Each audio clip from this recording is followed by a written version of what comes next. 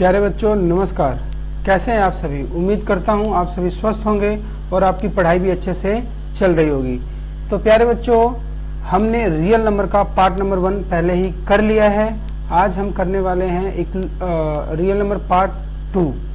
ठीक है, तो पार्ट नंबर 1 यदि आपने नहीं किया है तो प्लीज आप जाइए, नीचे डिस्क्रिप्शन में मैंने आपको वीडियो लिंक प्रोवाइड किया हुआ है, वहां से आपको पार्ट नंबर 1 मिल जाएगा, जिसमें हमने बेसिकली किया था नंबर सिस्टम्स के बारे में, नंबर्स के बारे में जाना था। पहले आप वो चैप्टर कीजिए, पहले आप वो पार्ट कीजिए। जब आप वो जान जाएंगे अच्छे से तो ये पार्ट नंबर 2 आपके लिए बहुत आसान हो जाएगा। तो देखिए एक बार हम सीखने वाले क्या हैं इसमें। We learn in this part include division lemma, the fundamental theorem of arithmetic, LCM and HCF कैसे निकालते हैं, रैशनल और इरैशनल कैसे पता करना है, how to know whether a number is rational, जो रैशनल नंबर है टर्मिनेटिंग है या नॉन टर्मिनेटिंग नंबर है, इन सभी को हम लोग बारीकी से सीखेंगे।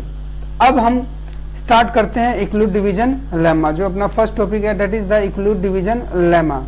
देखिए लेमा क्या है, लेमा एक थ्योरम है और बेसिकली देखिए लेमा क्या होता है बच्चों। लेमा होता क्या है, प्रूवन स्टेटमेंट्स होते हैं। क्या होते हैं, these are the proven statement.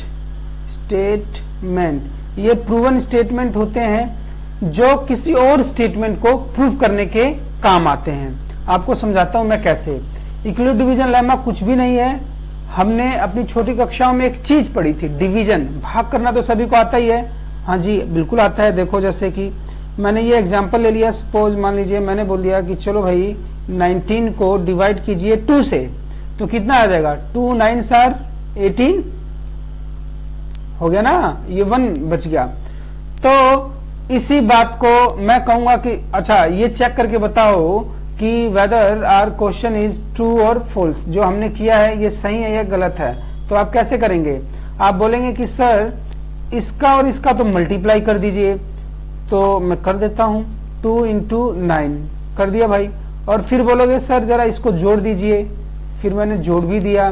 फिर बोलोगे sir check it whether answer क्या आ रहा है। तो मैं जब इसको सोल्व कर पाता हूं तो 2 into 9 आर 18 + 1 19 आ गया। तो कहने का मतलब ये है, यदि मैं इन दोनों को गुणा करने के बाद और इसको जोड़ने के बाद यदि मेरा आंसर 19 आ जाता है, सेम आ जाता है, तो मैं उसको क्या कहूंगा कि मेरा ये क्वेश्चन क्या है, सही है। अब इसी बात को आप यदि देखें तो एक चीज मुझे बताइए बच्चों कि जो ये था, ये आपने जो किया है, डिवीजन किया है, एक चीज से हम भाग करते हैं, ठीक है, तो उसको क्या कहते हैं, ठीक है ना।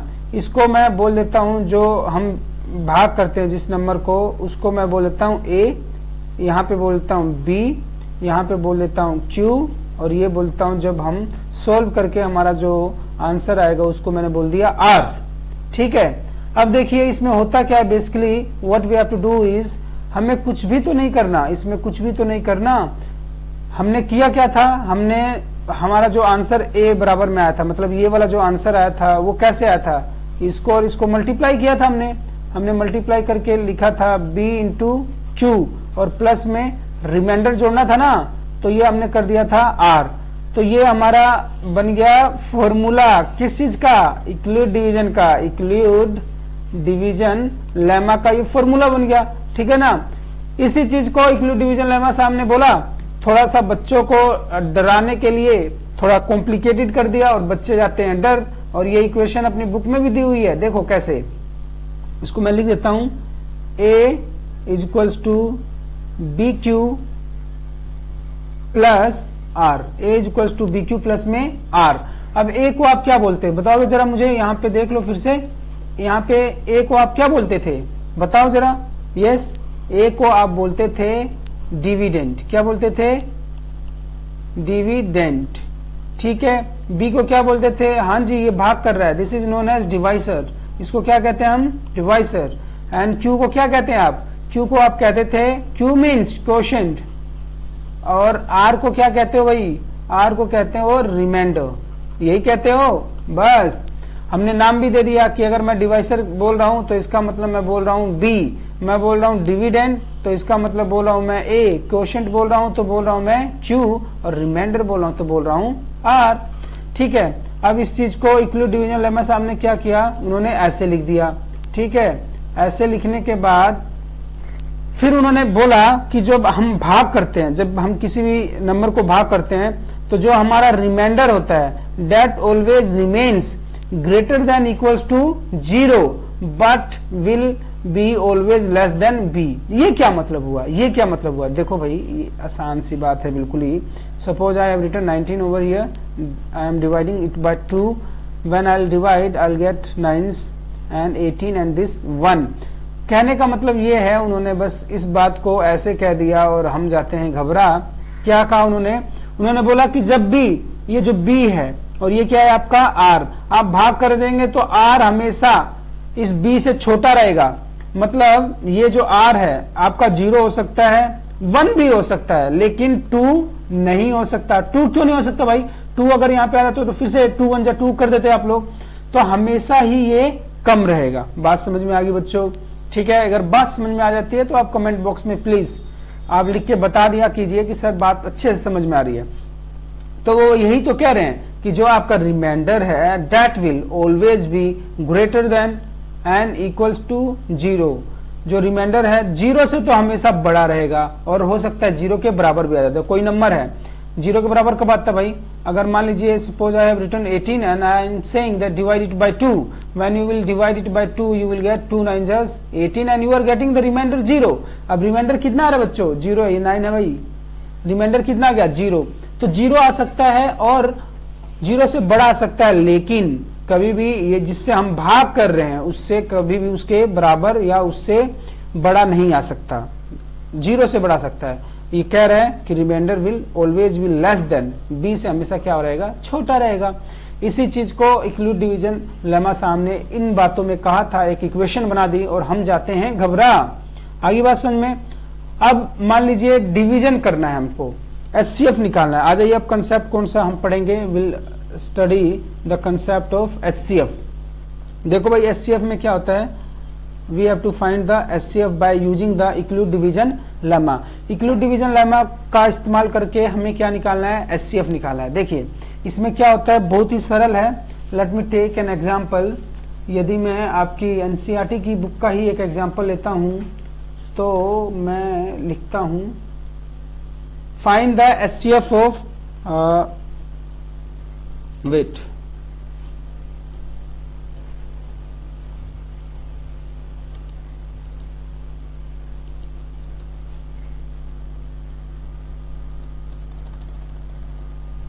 थोड़ा स्पेस हम बना लेते हैं। ठीक है, कह रहा है कि फाइंड द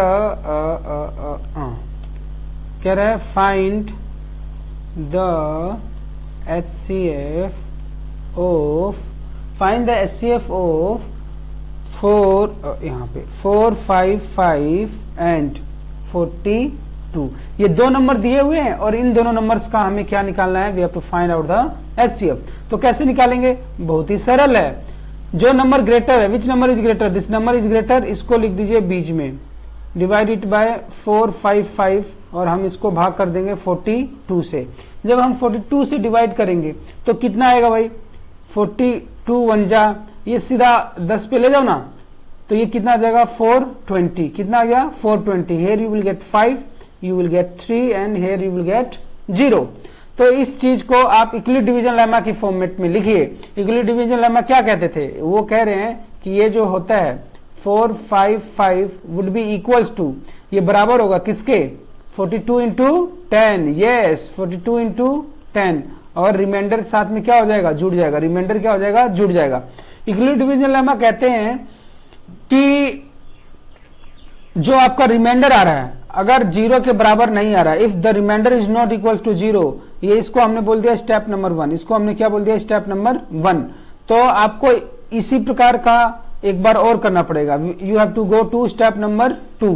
स्टेप नंबर 2 में क्या जाएंगे? यदि रिमाइंडर 0 के बराबर नहीं हुआ, आप क्या करेंगे? इस 35 को तो रख देंगे बाहर, इस 35 को क्या रख देंगे आप? बाहर, और अंदर क्या रख देंगे? 42। अब इसको जरा डिवाइड कीजिए। जब 42 से इसको डिवाइड कर 35 से डिवाइड करेंगे, you will get 1, here you will get 35, 12 में से 5 जाए 7 एंड यू विल गेट 0। तो इसको फिर से उस मेथड में लिखिए। क्या लिखेंगे आप कि भाई 42 है ना, ये कब आएगा 42, you will multiply this 35 with quotient 1 और रिमाइंडर आपका क्या आ गया 7। अब रिमाइंडर 0 आ गया क्या? No, remainder is again not equals to 0। You will proceed for step number what? Step number 3। और स्टेप नंबर 3 में क्या करेंगे बताइए? स्टेप नंबर 3 में आप करेंगे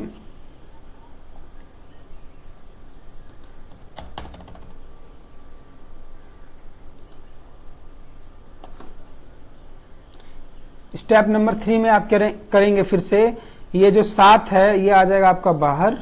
7 कहाँ आ जाएगा? आ जाएगा आपका बाहर को। वेट,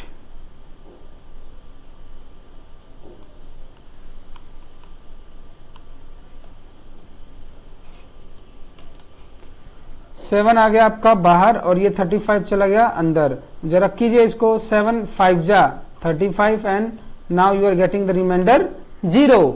तो स्टेप नंबर 3 क्या कहता है? ये 35 कैसे आएगा? 35 आप यहां पे रख दीजिए और 7 को किससे मल्टीप्लाई कीजिए? 5 से। 7 इंटू 5 और प्लस में आपका क्या आएगा? 0। Now the remainder is 0। जब रिमाइंडर 0 आ जाता है तो जो यहाँ पे बी होता है ना, ये वाला बी, वही आपका क्या हो जाता है? वही आपका क्या बन जाता है? HCF। वही क्या बन जाता है? HCF। तो आप लिखेंगे सो the HCF, so the HCF of 420 and what it was no 445 and और कितना है था 42 का HCF आपका क्या आ गया? 7 आ गया। So the HCF of this two numbers are 7। आगे बात समझ में? चलिए हम एक एग्जांपल लेके करते हैं। Let me explain with an example. देखिए आपके प्रॉब्लम किस प्रकार से आएंगे। आपके प्रॉब्लम इस तरीके से आ सकते हैं। कहेगा the largest number that divides 70 and 125 which leaves the remainder 5 and 8। एक ऐसा नंबर जो जब आप डिवाइड करेंगे तो रिमाइंडर कितना बार बार छोड़ेगा? ये 70 will leave a remainder 70 will leave 5 और 125 है वो कितना छोड़ेगा? 8। ठीक है, तो इस प्रकार के जो क्वेश्चन होंगे तो उसमें आपको क्या करना? जब बोलेगा रिमाइंडर इतना छोड़ेगा तो कुछ भी नहीं करना आपको। Simply you have to write the numbers. 70 में से कितना माइनस कर देंगे भाई? 5। You will get 65 and the next number is 125। इसमें से क्या माइनस कर देंगे? 8। तो ये कितना आ जाएगा? 15 में से 8 जाए 7 और ये क्या जाएगा? 117। दो नंबर आ गए। अब इन दोनों नंबर का आप निकाल दीजिए। क्या? इन दोनों नंबर का निकाल दीजिए आप HCF। क्या था भाई? 65 and 117। Now you will write 117 and 65। जब आप इसको इक्वल डिवीजन लेमा प्रोसेस अपनाएंगे तो आप 117 को तो रख देंगे अंदर क्योंकि ये बड़ा है और इससे डिवाइड कर देंगे। तो 65 2 जा अगर मान लो हम करेंगे तो 6 दूना 12 तो ज्यादा चला गया तो एक बार में ही जाएगा। तो यहाँ पे क्या आ गया? 65। 7 में से 5 जाए 2, 11 में से 6 जाए 5। इसको रखेंगे बाहर और अब आ जाएगा 65 अंदर। 52 1 जा 52। ठीक है, और 5 में से 2 जाए 3 और ये क्या जाएगा? 1 2 एंड 1 और अंदर क्या आ जाएगा? 52 और ये आपका डिवाइड होगा 13 2 जा 3 जा 13 3 जा 39। 3 से भी नहीं जाएगा और ये क्या आ जाएगा आपका? 52। 13 चौके 52। तो ये क्या गया? 0। तो इस नंबर ने डिवाइड किया ना भाई, लास्ट में 0 किसको डिवाइड करने से आया? 13 से। So your HCF would be 13। आसान है, बहुत ही ज्यादा आसान है। अगर मान लो इसको इक्वल डिवीजन लेमा की फॉर्म में लिखना तो कैसे लिखेंगे? ऐसे लिख लो यार, 117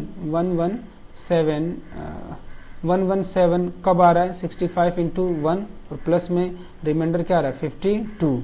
अब ये 65 कैसे आ रहा है? 65 मेरा आ रहा है 52 इंटू 1 और प्लस में रिमाइंडर कितना आ रहा है? 13। अब मेरा ये 52 कैसे आ रहा है? 13 को 4 से मल्टीप्लाई कर रहा हूं तो रिमाइंडर ही सीधा मेरा क्या आ गया? तो HCF क्या आ गया? 30। So this was the method to find out the HCF। अब हम सीखते हैं प्राइम फैक्टराइजेशन। अब हम क्या सीखेंगे? प्राइम फैक्टराइजेशन क्या होता है।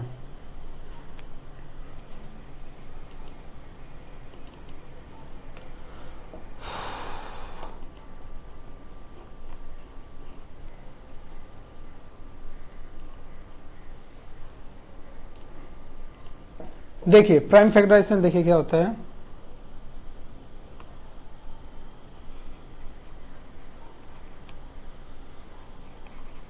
What is prime factorization? Prime factorization क्या होता है बच्चों, जैसे कोई भी नंबर है, what are the prime numbers, जो नंबर प्राइम नंबर के लिए मैंने एक मेथड बताया हुआ है आईओ, वीडियो नंबर 1 देखेंगे तो आपको मालूम चल जाएगा ये आईओ क्या है। आई का मतलब इटसेल्फ, आई का मतलब क्या होता है इटसेल्फ, एंड ओ का मतलब क्या होता है 1। The numbers which are divisible by 1 and itself are known as prime numbers. तो प्राइम फैक्टराइजेशन में क्या हो गया, इसकी डेफिनेशन क्या है कि कोई भी नंबर है, उस नंबर को, कोई भी कंपोजिट नंबर है, मीन्स जिन नंबर्स के जो फैक्टर्स हैं मोर देन 2 हैं, उन नंबर्स को आप हमेशा प्राइम फैक्टर्स के रूप में लिख सकते हैं। मान लीजिए मैंने लिख दिया 20, अब 20 को एक प्राइम फैक्टराइजेशन के मल्टीपल के रूप में लिख सकते हैं। अगर मैं 20 को डिवाइड करूं तो 2 से डिवाइड करूंगा 2 10s, 2 5s एंड 5 1s, ठीक है। तो 20 आपका कितना आएगा, 20 would be equals to 2 into 5।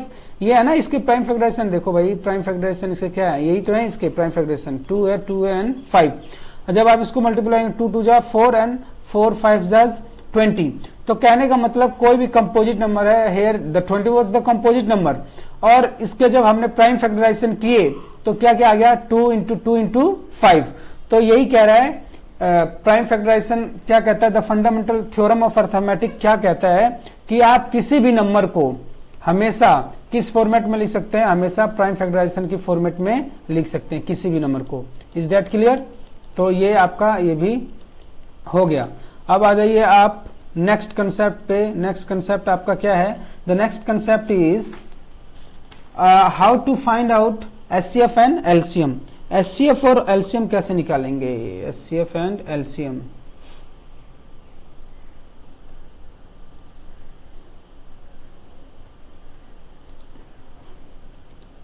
देखिए एचसीएफ और एलसीएम हम कैसे निकालेंगे ये बताता हूं मैं आपको। मान लीजिए कोई भी दो नंबर ले लीजिए, दो नंबर हमने ले लिया, suppose the two numbers are 96, the two numbers are 96 and 404। अब कह रहा है कि इसका आपको क्या निकालना है, you have to find out the find the HCF, you have to find the HCF. हमें क्या निकालना है HCF by which method, prime factorization method. Prime factorization method से आपको क्या निकालना है, एचसीएफ निकालना है, और उसके बाद उसका क्या निकालना है, एलसीएम भी निकालना है। आपको एचसीएफ निकालना है और उसके बाद क्या निकालना है, एलसीएम भी निकालना है। ये आपका एग्जांपल नंबर 7 है। तो सबसे पहले तो 96 का जरा प्राइम फैक्टराइजेशन करो, 96 का प्राइम फैक्टर्स निकालो। तो 2 से डिवाइड करेंगे तो 48 आ गया, फिर 2 से डिवाइड करेंगे तो 24 आ जाएगा, फिर 2 से डिवाइड करेंगे तो 12 आ जाएगा, फिर 2 से डिवाइड करेंगे तो 2 आएगा, 2 से डिवाइड करेंगे तो 3 आएगा, और 3 से डिवाइड करेंगे तो 1। इट मीन्स 96 को आप किस तरीके से लिख सकते हैं, 96 can be written as 2 to the power, how many twos are there, 1 2 3 4 5, 2 कितनी बार आया है 5 बार, इनटू एक बार क्या आया तुम्हारा 3, एक बार क्या आ गया है 3। ये हो गया प्राइम फैक्टराइजेशन ऑफ 96। इसी तरीके से 404 का जब आप प्राइम फैक्टराइजेशन निकालेंगे तो यू विल गेट 2 की पावर 2 एंड 101। देखिए बच्चों जब हमें निकालना है एचसीएफ, ये प्राइम फैक्टराइजेशन आप कर लेना 404 का। When we have to find out the HCF, तो एचसीएफ में हमें बेसिकली करना क्या होता है, ऊपर नीचे कंपेयर करो, इन दोनों में से नंबर्स को कंपेयर करो, दोनों में नंबर को आप कंपेयर करो, ठीक है। जब आप नंबर कंपेयर कर रहे हैं तो यहाँ पे आपको 2 की पावर 5 मिली है और 2 की पावर 2 मिल रही है। When you are finding out the HCF, तो जो मतलब उस नंबर की जो पावर सबसे क्या है कम है, जो पावर सबसे क्या है कम है दोनों में, वो लिख दो। तो यहाँ पे 2 की पावर 2 है, और कुछ सर्च करो और कुछ कॉमन है क्या इन दोनों में, इन दोनों में कुछ कॉमन है, कुछ भी तो कॉमन नहीं दिख रहा है, तो इसको कुछ भी नहीं लिखेंगे। फिर इसका आंसर आपका 2 की पावर 2 क्या होता है 4। But when we have to find out the LCM, लेकिन जब हमें एलसीएम फाइंड आउट करना होता है इसका उल्टा, इसका उल्टा क्या होगा, मैंने बोला पहले तो दोनों में क्या देखो कॉमन, कॉमन में सबसे कम पावर वाला लिख दो। अब इस बार क्या देखना है, दोनों में कॉमन देखना है और कॉमन में सबसे ज्यादा वाला पावर लिख दो। तो क्या आ गया 2 की पावर 5। और क्या करना है, इसके बाद जो बचे हुए नंबर है, एक 3 बच गया और एक क्या बच गया 101, ये भी लिख दो। तो ये सारा लिख दो आप। तो इसका जब आप सोल्व करेंगे यू विल गेट 9696, ये आपका क्या आ गया एलसीएम। तो प्यारे बच्चों एचसीएफ और LCM how to find out, मैंने ये आपको ट्रिक बता दी है। अब हम चलते हैं लास्ट, जो बहुत ही ज्यादा इंपॉर्टेंट है और आपके पेपर में definitely it is going to come in your examination. वो लास्ट ट्रिक है क्या, देखिए मैं बताता हूं।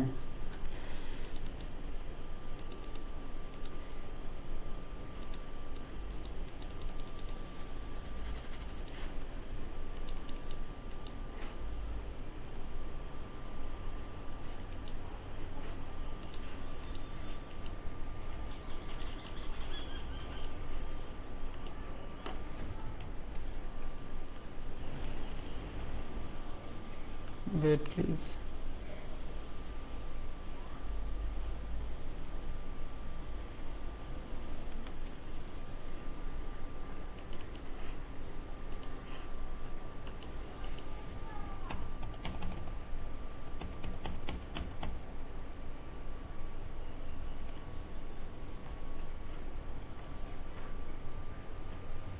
जो लास्ट ट्रिक है वो ये है कि हम कैसे पता करेंगे कि कोई नंबर है जो टर्मिनेटिंग है या नॉन टर्मिनेटिंग है। तो टर्मिनेटिंग और नॉन टर्मिनेटिंग को भी फाइंड करने का बहुत ही आसान तरीका है, मैं बता देता हूं आपको। How to find out the terminating and non terminating numbers. देखिए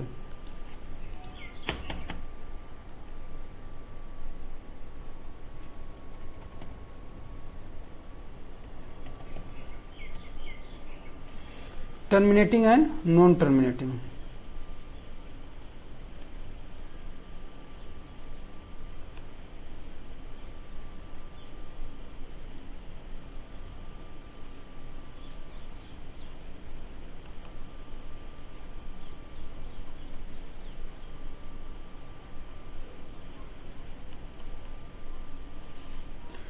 टर्मिनेटिंग क्या होता है, जो नंबर मतलब समाप्त हो जाए। सपोज मैंने ये लिख दिया 2 और ये लिख दिया 5, जब आप इसको डिवाइड करेंगे तो ये कितना आ जाएगा आपका आंसर, डिवाइड करेंगे तो 5 4 जा 20। तो ये डेसिमल के बाद नंबर समाप्त हो जा रहा है, इसके बाद कोई भी रिपीट नहीं हो रहा है, कुछ नंबर ऐसा नहीं आ रहा, तो इसको हम क्या कहेंगे टर्मिनेटिंग नंबर्स। अब हमें बताना है, केवल देख के बताना है कि which numbers are terminating and which are non terminating. ये बहुत इंपॉर्टेंट क्वेश्चन है, you are going to get 1 marks question definitely. तो मान लीजिए मैंने लिख दिया 17/8 लिख दिया, ठीक है। अब इसको आपको बताना है कि ये टर्मिनेटिंग है कि नहीं। तो आपको क्या करना है, आपको सिंपली डिनोमिनेटर का प्राइम फैक्टराइजेशन करना है। तो 8 का प्राइम फैक्टराइजेशन क्या होगा, 17/2 कितनी बार आ गया, 3 बार। तो कोई भी नंबर टर्मिनेटिंग या नॉन टर्मिनेटिंग कब होगा, जब उसका डिनोमिनेटर किस फॉर्मेट में है, 2 की पावर m और 5 की पावर n। अगर इनमें से किसी भी फॉर्मेट में है, 2 की पावर m में भी चलेगा और 5 की पावर n में भी, तो हमारा नंबर क्या होगा, terminating. So our number will be terminating. अब हम ये कैसे पता करेंगे कि भाई ये नंबर टर्मिनेटिंग है, तो कितने डेसिमल प्लेसेस के बाद टर्मिनेट हो जा रहा है, इसको कैसे हम पता करेंगे। तो इसको देखिए कैसे पता करेंगे हम। ओहो ये खुल नहीं रहा, आना दे, खुलने दो, मेरे को दूसरा ही खोल लेता हूँ।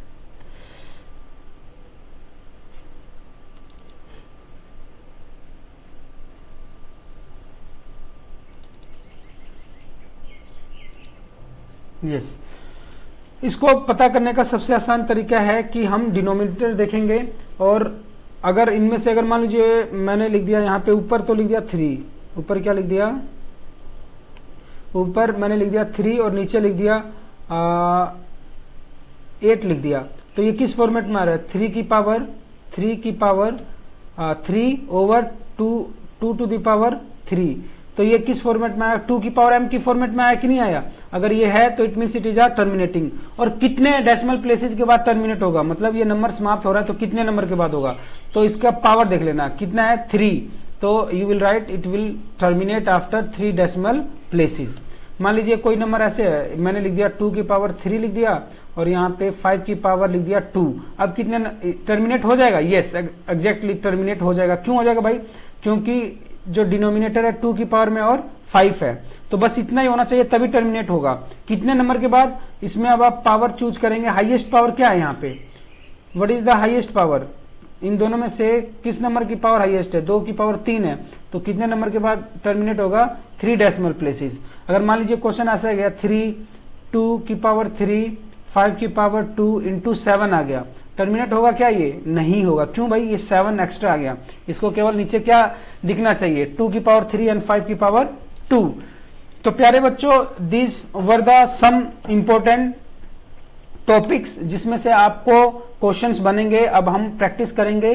2 क्वेश्चन पेपर मैंने आपके लिए तैयार किया हुआ है, वो क्वेश्चंस करवाऊंगा जो सारे चैप्टर नंबर 1 के इंपोर्टेंट जो क्वेश्चन है, एमसीक्यू क्वेश्चन है, वो कवर कर लेंगे। ठीक है प्यारे बच्चों, टिल देन देखते रहिए प्रेम ज्ञान चैनल को। Here you will get English videos also, science videos also, और मैथ्स की वीडियो तो आपको मिल ही रही है। अपना ख्याल रखिए और खुश रहिए। Thank you. Share it maximum please.